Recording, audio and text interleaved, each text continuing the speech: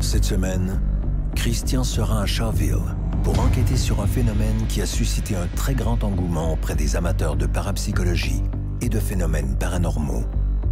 Le poltergeist de la famille Dagg, chez qui les meubles se sont mis à bouger et voler sans explication.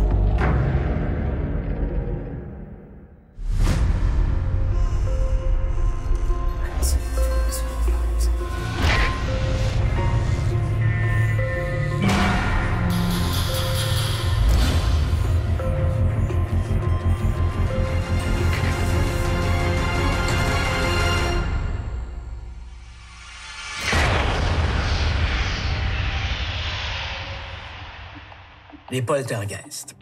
Le nom vient des mots allemands polter pour bruit et geist pour esprit.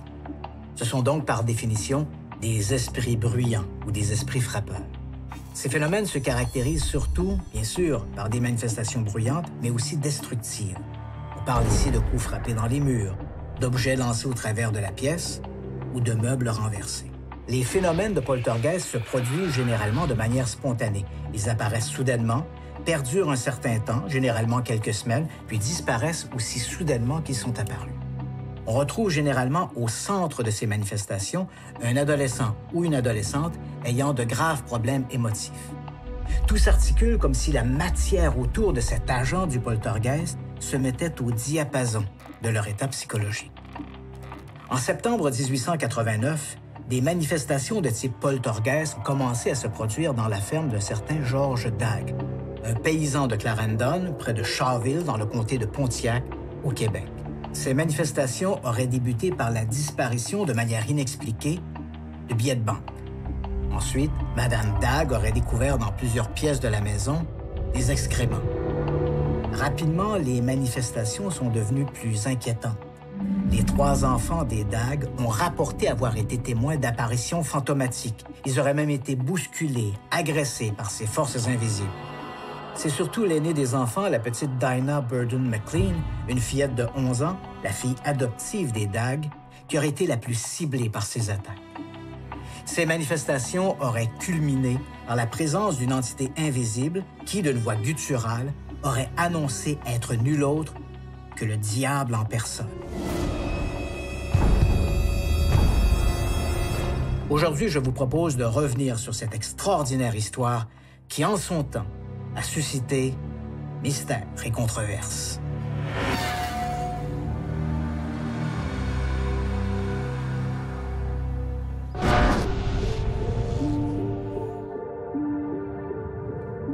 L'ancienne ferme de la famille Dagg se trouve dans la municipalité de Clarendon, dans le comté régional de Pontiac, au nord de la rivière Ottawa. La ville de Shawville est entourée de la municipalité de Clarendon, mais n'en fait pas partie. Vers la fin des années 1860, un groupe de citoyens de Clarendon Centre, sous la direction d'un certain James Shaw, ont décidé de se dissocier du comté de Clarendon. À l'origine, l'idée était de baptiser le nouveau territoire Daggville, du nom de la fameuse famille Dagg, une famille de pionniers. Mais comme James Shaw avait promis de donner une parcelle de terrain à la communauté, la ville a été appelée Shawville.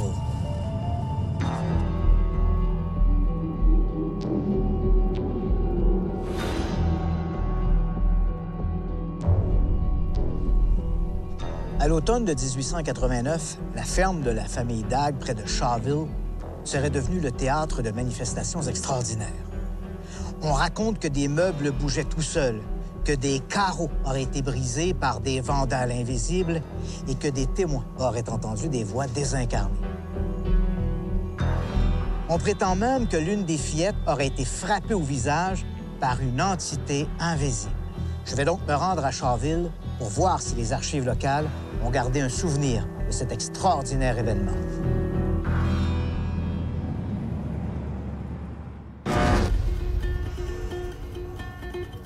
Christian est allé à la rencontre de l'historien Greg Graham pour en savoir plus sur les archives existantes du poltergeist de la famille Dagg. Ici, on voit qu'on a une photo de la famille Dagg. Et ce n'est pas une photo qui date de l'époque des poltergeists. Non, ça, c'est juste comme 10 ans ou 15 ans après. Comme ici, ça c'est George Ça, c'est Dag. George Dag, oui. Et ça, c'est Susanna. Oui. Et ça, ici, ce sont d'autres enfants du Oui. couple Dag, mais nés après les manifestations de 1889. C'est ça. Et dans cette journal ici, un des enfants, Thomas Dag, pendant toute sa vie, il ne veut pas parler de ça. C'est pas quelque chose qu'ils sont fiers. OK. Quand on parle de la famille Dag, on sait que durant les apparitions, les manifestations, une voix s'est manifestée et a dit « Je suis le diable ». Est-ce que tu crois que dans les manifestations de la famille Dag, est-ce qu'il y avait une dynamique, une dimension religieuse là-dedans? Oui, certainement, parce qu'il y a comme une fois le fantôme ou le voix ou le diable ou n'importe qui a dit à Dinah, voulez-vous viens à l'enfer avec moi? Parce que quand l'affaire va se terminer, Ouais. quelques jours après, Dinah McLean a dit « J'ai vu un ange aussi ». Elle a raconté qu'elle avait vu un ange. Oui, Dinah, puis les deux enfants, Mary et Johnny. Parce qu'au commençant, elle dit que, oh oui, je vois comme c'était un homme avec la tête d'une vache. Une vache, oui. Puis elle a dit, oh non, non, non, je ne suis pas le diable, je suis un ange. Puis Dinah et les deux enfants disent, oh non, il est maintenant un ange très beau avec des étoiles dans les cheveux. Et c'était la fin. C'est très intéressant parce que la situation, ça finit. Oui. À cette époque-là, j'imagine que la communauté était divisée en deux, ceux qui croyaient et ceux qui croyaient pas. Oh oui, certainement, oui, oui, oui. Puis jusqu'à aujourd'hui, il y a des personnes qui pensent, oh oui, c'était le diable, des autres qui disent non, c'était un fantôme, il y a des autres qui disent non, c'était une petite fille avec des problèmes psychologiques. Peut-être il y a une relation abusive dans la famille. Il y a plusieurs hypothèses qui sont avancées. Oui, oui, Mais on n'a pas de certitude. Aucune certitude. Et on ne sait pas non plus ce qui est devenu Dinah Burton Dinah McLean. est complètement disparue. Et ça, c'est très étrange. Il y a beaucoup de personnes pour les années suivantes qui disent, quand il y a quelque chose d'étrange qui arrive, ou peut-être une petite fantôme, ils disent, oh, c'est à cause de Dinah, ou c'est à cause de la fantôme de Dinah. C'est comme... C'est une partie de notre patrimoine ici. Est-ce que c'est vrai? C'est quoi la vérité? C'est quoi juste... les autres histoires, je ne sais pas, mais c'est important à nous.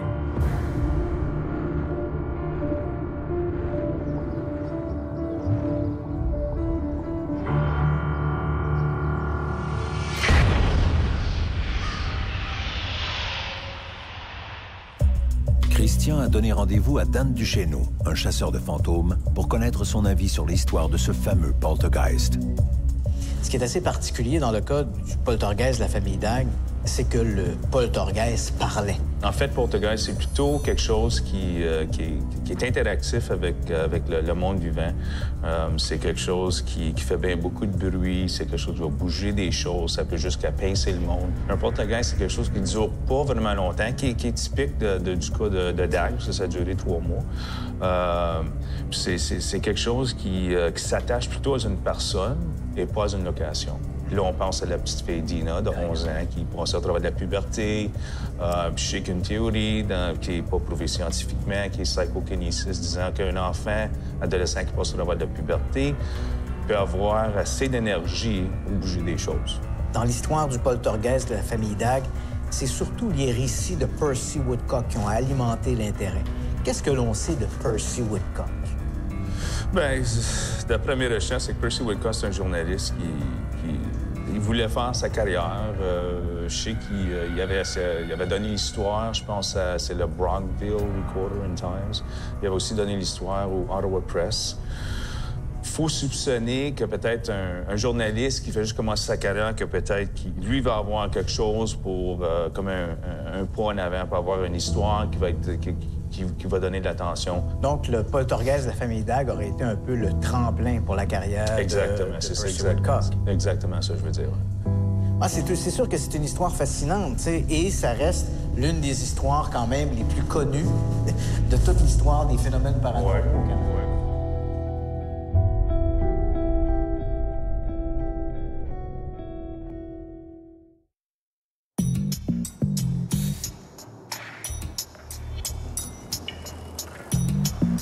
Pour approfondir son enquête, Christian décide de rencontrer un descendant direct de la famille Dag.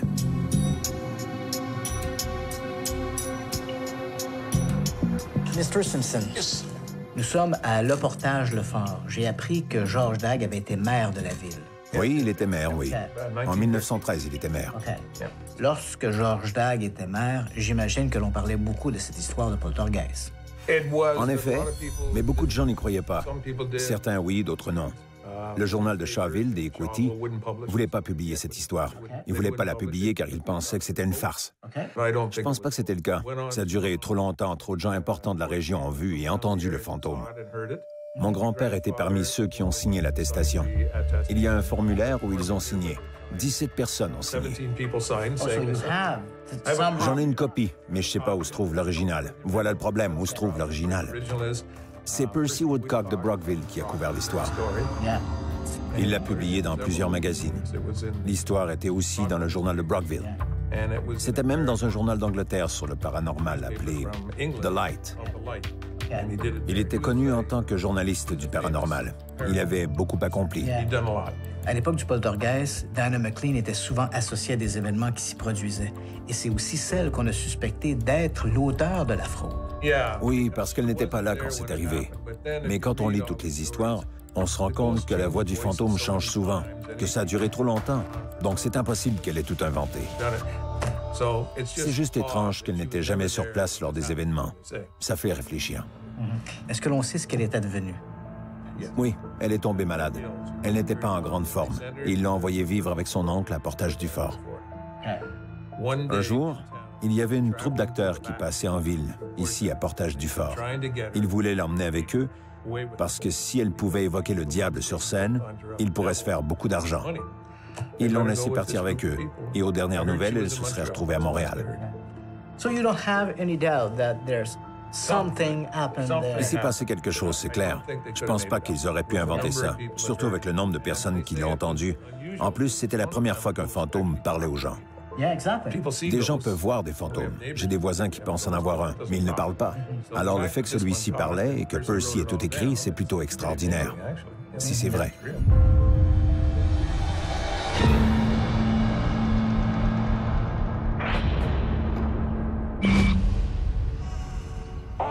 Après en avoir appris davantage sur le fameux journaliste Percy Woodcock, notre enquêteur se rend à Brockville pour consulter l'unique copie de l'article qui parle de l'expérience troublante des Dagg. Poltergeist de la famille Dagg n'aurait jamais connu cette notoriété que nous lui connaissons sans l'implication du journaliste et grand amateur de paranormal qui était Percy Woodcock. C'est lui qui, ayant eu vent de l'histoire, a décidé de se rendre à Shawville pour enquêter sur ces étranges manifestations. Au départ, Woodcock était persuadé que toute l'histoire n'était qu'un canular et il entendait bien le démontrer.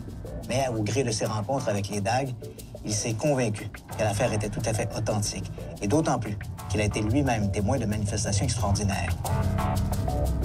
Là, ici, bien, on parle des communications entre M. Woodcock et le soi-disant esprit. Et là, on voit ici l'échange de M. Woodcock et les réponses. M. Woodcock demande pourquoi vous attaquez à la famille Dagg.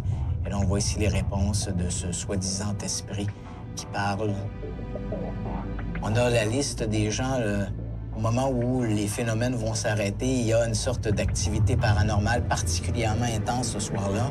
L'entité en question, le poltergeist, avait d'ailleurs annoncé son départ. Et on retrouve la liste de toutes les personnes qui étaient présentes au moment de cette manifestation. Pour pouvoir bien évaluer le poltergeist de la famille Dagg, il nous faudrait des preuves solides. Nous n'avons aucune de ces preuves, si ce n'est les comptes rendus rapportés par Percy Woodcock ou d'autres journalistes qui se sont rendus à Shawville pour enquêter sur l'affaire des Dagg et qui ont colligé des témoignages. Mais des témoignages dans une évaluation objective est toujours le maillon faible de la chaîne.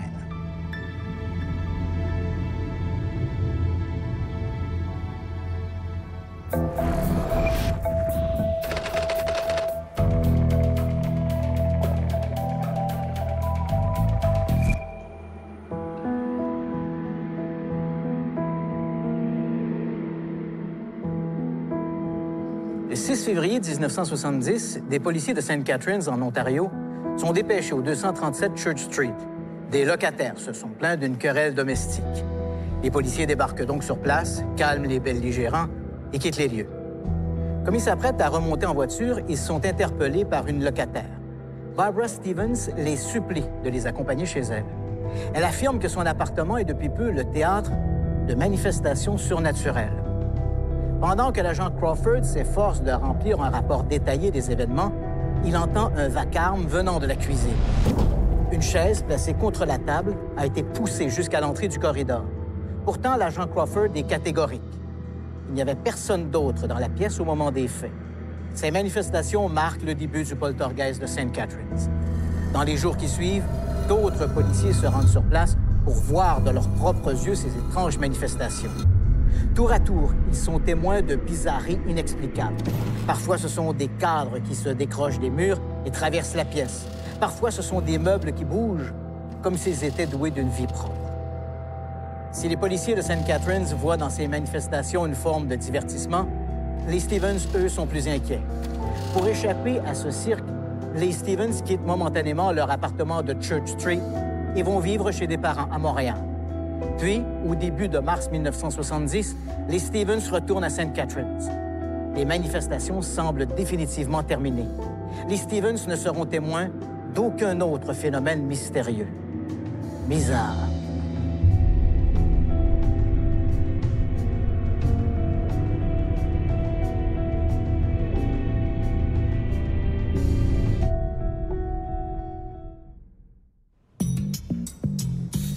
Une fois revenu de son enquête, Christian consulte les documents d'une expérience parapsychologique en lien avec les poltergeists, l'expérience de Philippe le fantôme. Au début des années 1970, un groupe de chercheurs en parapsychologie de Toronto a réalisé une expérience pour le moins significative. Le groupe a d'abord créé la biographie d'un personnage imaginaire, un aristocrate du 17e siècle, prénommé Philippe, qui aurait vécu à Dedington Manor. Ensuite, 8 des membres du groupe se sont réunis une fois par semaine, des mois durant, autour d'une table, dans l'espoir de communiquer avec l'esprit de Philippe. Après des mois de patience, leurs efforts ont été récompensés.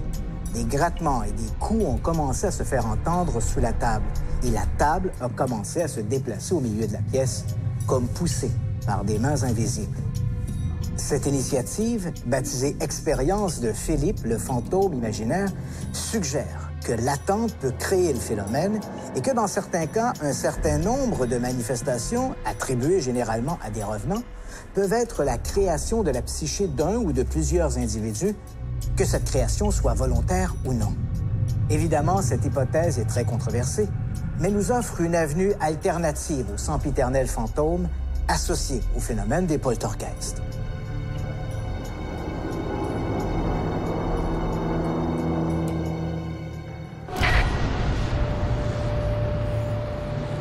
Pour en savoir plus sur le phénomène du poltergeist et sur la vie des scientifiques à ce sujet, Christian rencontre Régis Orly, médecin et professeur d'anatomie à l'Université du Québec à Trois-Rivières.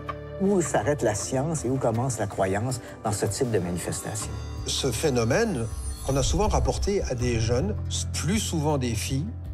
On sait que des phéromones produites par le corps d'un homme ou d'une femme peuvent avoir des effets à distance physiologiques sur quelqu'un.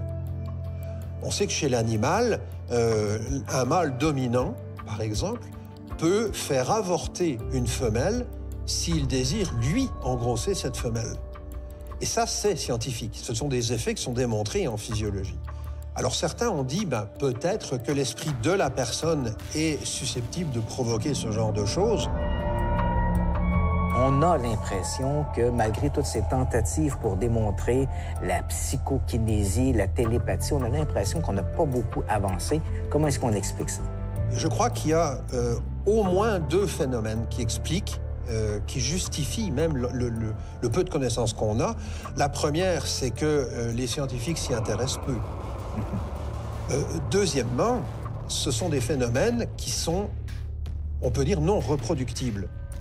C'est-à-dire que quelqu'un qui va dire « Moi, je me suis rendu compte qu'en regardant une chaise, elle a bougé », viens dans notre labo, on te met une chaise, puis essaye de la faire bouger, puis ça marche pas. Et la non-reproductibilité est encore une preuve de la non-validité scientifique du phénomène.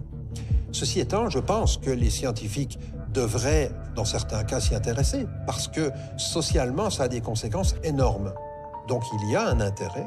Et la non-reproductibilité, écoutez, de moins en moins, c'est un critère légitime et exclusif. On sait que les astrophysiciens ne peuvent pas créer de trous noirs. Ils attendent d'en trouver un. Et pourtant, l'astrophysique est une science. Les volcanologues, c'est la même chose. Il y a énormément de domaines scientifiques où on ne peut pas reproduire, où on est obligé d'attendre que ça se produise. Donc ce critère-là, devrait peut-être être un petit peu mis de côté dans certains cas.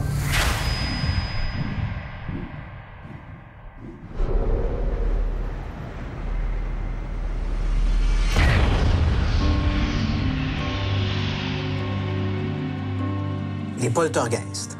Pour l'heure, deux écoles s'affrontent, l'école survivaliste et l'école parapsychologique. La première soutient que les poltergeists seraient des âmes désincarnées qui vampiriseraient l'énergie des vivants pour mieux se manifester dans notre monde physique. L'école parapsychologique, elle, croit plutôt que les poltergeists seraient une manifestation d'une forme d'énergie psychique qui provoquerait de la télékinésie involontaire, le pouvoir de la pensée sur la matière.